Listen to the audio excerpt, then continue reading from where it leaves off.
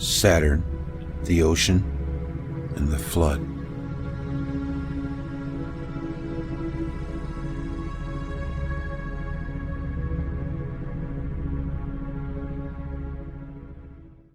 Of Saturn I intended already, for some 2 decades, to write in a volume, Saturn and the Flood, in which, as the title discloses, I would endeavor to identify this planet as the prime cause of the greatest of all catastrophes in human history, the universal flood, or deluge.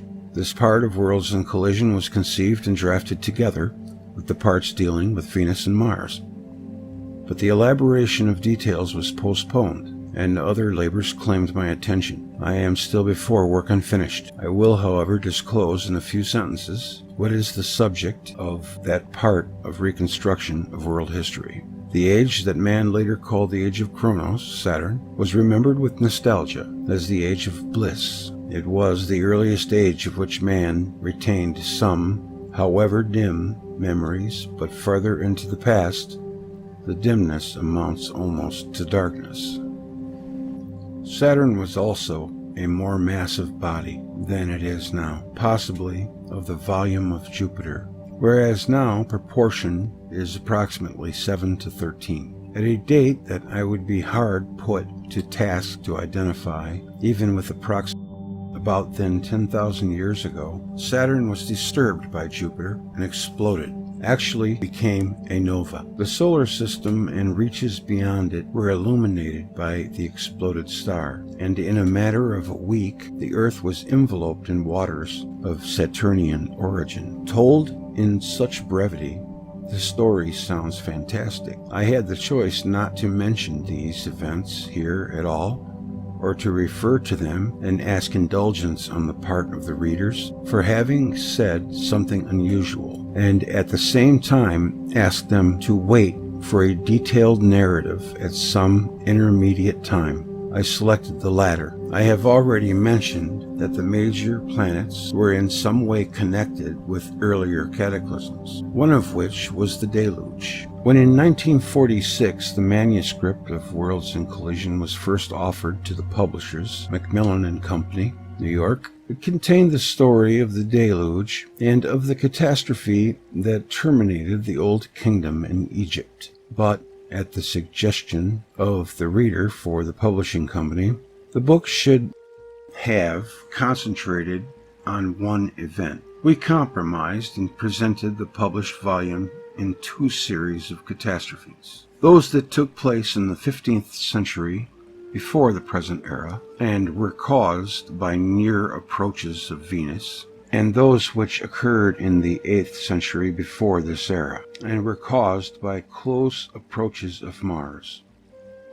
The unused material was left for collaboration in the 2 volumes, Saturn and the Flood and Jupiter of the Thunderbolt. With this hardly even a summary as told on this page, I should possibly dispel any misconception as to what is the design of my manuscript too slow in the making.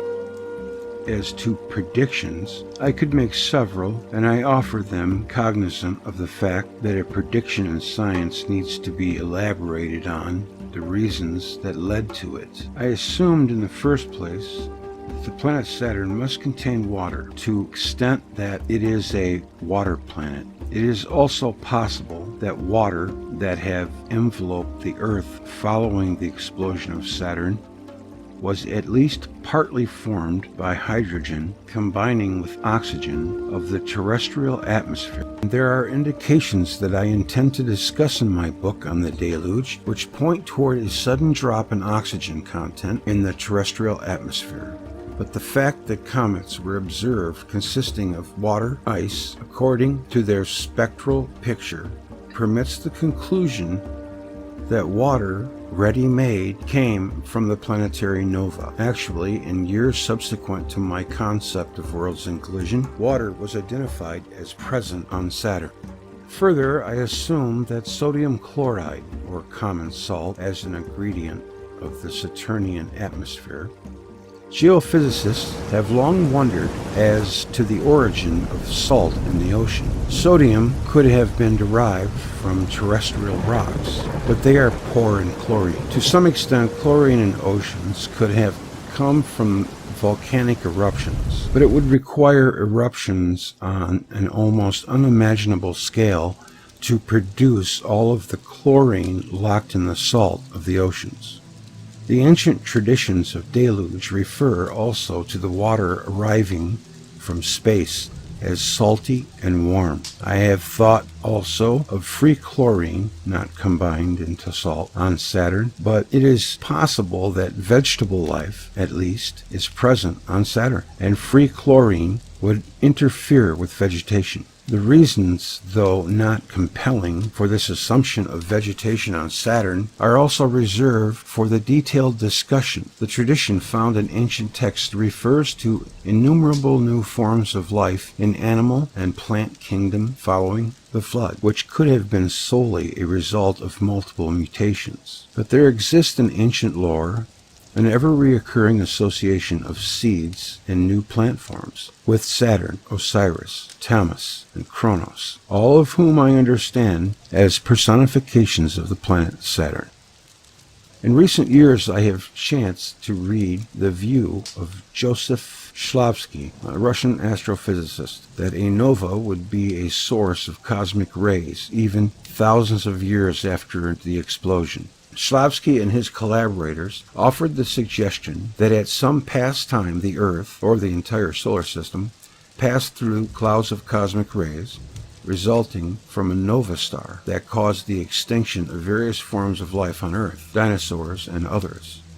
This thought found an echo in me because the same thoughts had been put on paper by me 2 decades earlier, but their assumption that cosmic rays may be discharged by a nova thousands of years after the explosion led me to think that if such is the case, Saturn may still emit cosmic rays, if by now only of low energy. Therefore, when asked at some college gatherings what new prediction I would make, and desirous to tell something that, in case of detection, could not be ascribed to a lucky guess, I volunteered to suggest that there is a good chance that Saturn emits low-energy cosmic rays. This on the assumption that the Russians were right in saying that a nova would still be sending out such radiation after so long a period.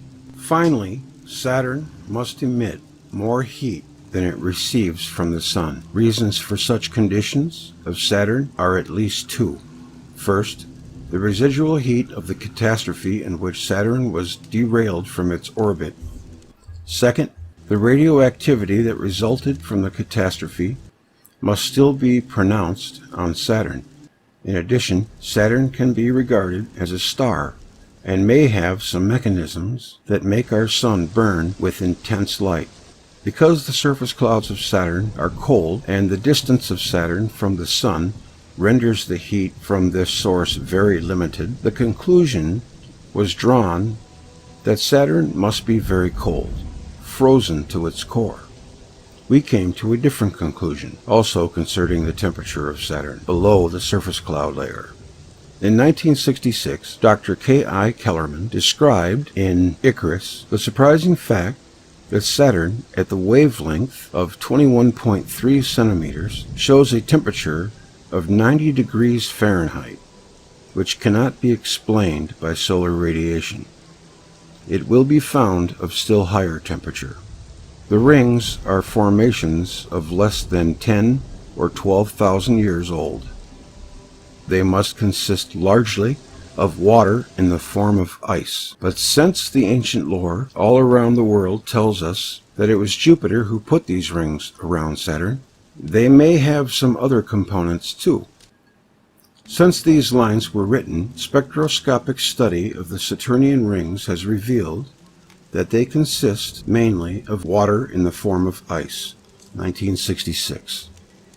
Sodium chloride and cosmic rays are 2 phenomena still waiting to be investigated. Therefore, I presented to Dr. H. Hess, in his capacity as chairman of the Space Board of National Academy of Science, a memorandum dated September 11th, 1963.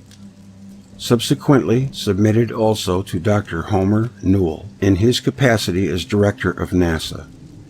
I included these lines concerning Saturn. Saturn tests should be devised for detection of low-energy cosmic rays emanating from Saturn, especially during the weeks before and after a conjunction of Earth-Jupiter-Saturn.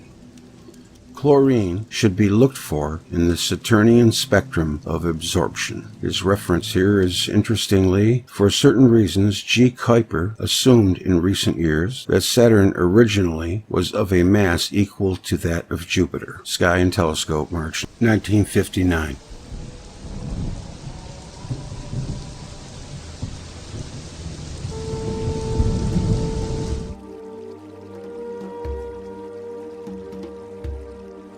It must have been at the very beginning of my occupation with the problems later developed in my books and in not yet published manuscripts that I came upon the question of the origin of salts in the sea and oceans. The common salt is a substantial ingredient of oceanic content, or, said differently, the water of the oceans and the seas contains a substantial solution of NaC1, or sodium chloride, even though our blood and tissues abound in sodium chloride. Man and animals are not adapted to drink salty water, and life on land could develop only thanks to the evaporation of the water from the surface of the seas and the oceans, or to distillation. The evaporating water is free from its salts, falling as rain or snow or dew. It feeds underground sources and also glaciers, and through them the brooks and the rivers and lakes is delivered to our use, usually through concrete tubes and metal pipes. Of the salts of the sea, sodium chloride is by far the most abundant. The provenance of it is, however, a riddle. It was, and still is, assumed that the salts in the ocean originated mainly through the importation from land, having been dissolved from rocks by flowing rivulets and rivers, themselves fed by underground sources, in the same process working on the rocks of the seabed. Terrestrial formations are rich in sodium, and in eons of time, it is assumed, the sodium washed out of the rocks supplied its content to the oceans. The seas evaporate, and the concentration of these salts grows, but the rocks are by far not so rich in chlorine, and hence the problem. From where did chlorine come to contribute its abundance to oceanic water? There is chlorine in source water, but usually not in significant amounts. The proportion of salts in the rivers is very different from their population in the seas. River water has many carbonates, 80% of the salts, fewer sulfates, 13%, and still fewer chlorides, 7%. Seawater has many chlorides, 89%, fewer sulfides, 10%, and only a few carbonates, 0.2%. The comparison of these figures makes it clear that rivers cannot be made responsible for most of the salts of the seas. Therefore, it is also obvious that there is no proper way of calculating the age of the Earth.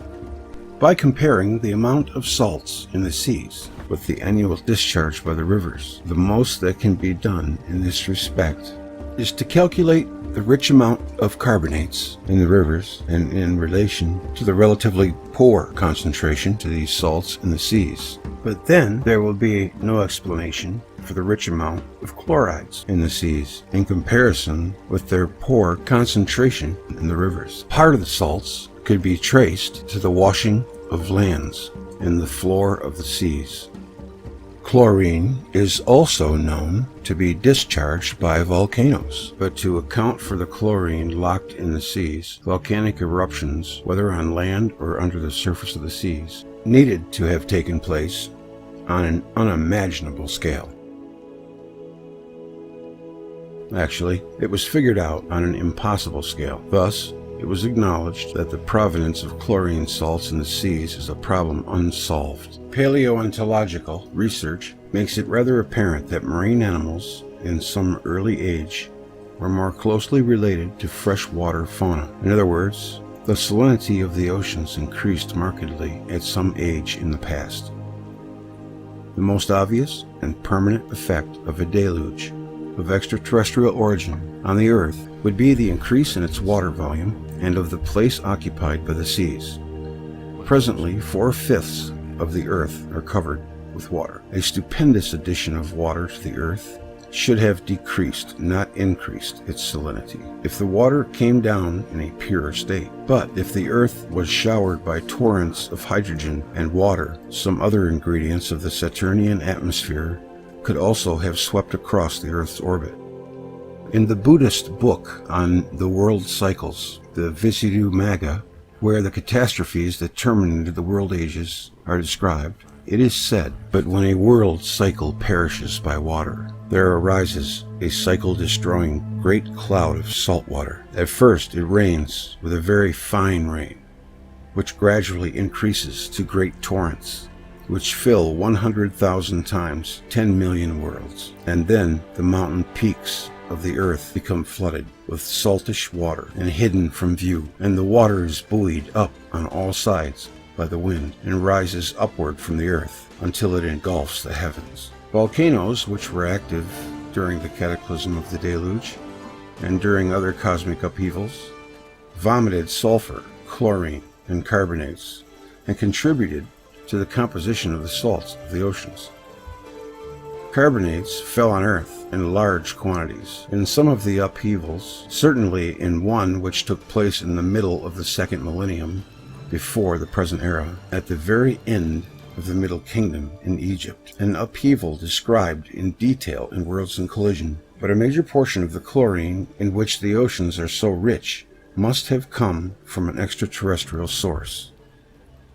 My explanation for the origin of a large portion of the salts of the seas suggests that Saturn is rich not only in water, but also in chlorine, either in the form of sodium chloride or in some other combination, or even atomic-free. The last solution of atomic-free chlorine appeared chemically and biologically somewhat difficult to contemplate, because chlorine is a very active element, seeking ties with other elements. Biologically, because it would be damaging to any plant life. Yet there are other indications which point to the possibility of plant life on Saturn. And as references, Visuddhimagga, the knowledge that the water of the oceans came from the most part from Saturn, and that the waters were salty, was combined by the Greeks into a metaphor which has the sea being the tear of Kronos. This tradition originated with the Pythagorean school and may derive ultimately from Egypt. Plutarch. According to what the Pythagoreans say, the sea is the tear of Kronos. Clement of Alexandria. This the Pythagoreans believe, comparing the sea to a tear of Kronos. The same is found in a fragment of Aristotle in the edition of V. Rose, 1886, Life of Pythagoras.